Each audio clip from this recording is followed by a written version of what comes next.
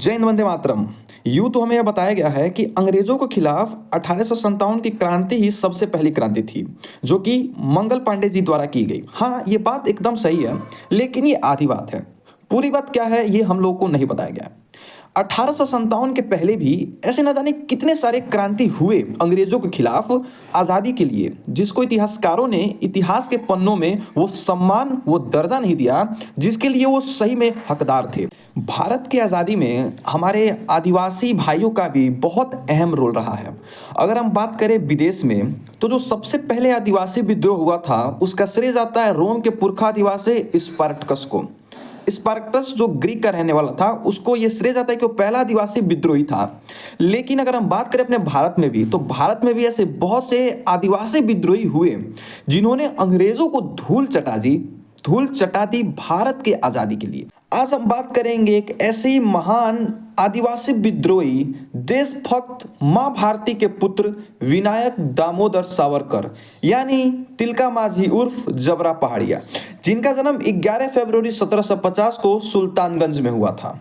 तिलका माझी उर्फ जबरा पहाड़िया की कहानी कुछ इस प्रकार स्टार्ट होती है कि झारखंड के पहाड़ियों पे जब ब्रिटेनी हुकूमत का उस वक्त शासन था झारखंड के पहाड़ियों पे, तो तिलका माझी के नेतृत्व में ही तिलका माझी और उनके कुछ आदिवासी लड़ाकों ने ब्रिटेनी हुकूमत को झारखंड की पहाड़ियों पे लोहा लिया और सफलतापूर्वक वहां से ब्रिटेनी हुकूमत को इन लोगों ने मार भगाया। इस काम का सफल अंजाम देने के बाद भी तिलका माझी वहां तक नहीं रुके। उसके बाद 1778 में जब रामगढ़ कैंप था, वहां पे भी ब्रिटेनी हुकूमतों ने अपना शासक जमा के रखा हुआ था। 1778 में भी तिलका माझी और उनके आदिवासी लड़ाकों ने सफलतापूर्वक रामगढ़ कैंप से भी ब्रिटेन हुकूमत को आज़ाद कराया और रामगढ़ कैंप को हमेशा के लिए। उसके बाद 1784 में क्लीवलैंड, जो कि एक ब्रिटेनी हुकूमत का ही अधिकारी था, उसको गुरिल्ला वार नीतियों से इन लोगों ने, मतलब तिलका माझी और उनके आदिवासी लड़ाकों ने अपने गुरिल्ला वार नीतियों से, अपने तीरों से क्लीवलैंड को छल्ली करके रख दिया।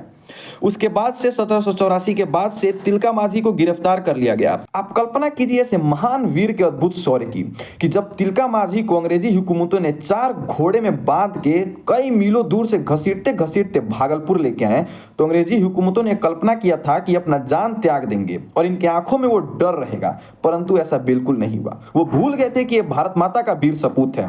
तिलका माझी का जान फिर भी था और उनके आंखों में डर नहीं दिख रहा था। वो शौर्य, वो गुस्सा अंग्रेजी शासकों के खिलाफ उतने उत्पीड़ना के बाद भी जीवित था। उसके बाद अंग्रेजी हुकूमतों ने तिलका माझी को वहीं पे डर के मारे फांसी के फंदे पे लटका दिया गया और वहां पे मौजूद सभी लोगों ने गीत गाया था उनके सम्मान में कि हंसते हंसते फांसी चढ़ो। मतलब ऐसा महान वीर देशभक्त जो हंसते हंसते फांसी को चूम के शहीद हो गए और अंग्रेजों के सामने झुके नहीं। वो जब तक थे, अंग्रेजी हुकूमत उनके खौफ से थर थर कांपते थे। धन्य है ऐसा वीर देशभक्त। जय हिंद, जय भारत।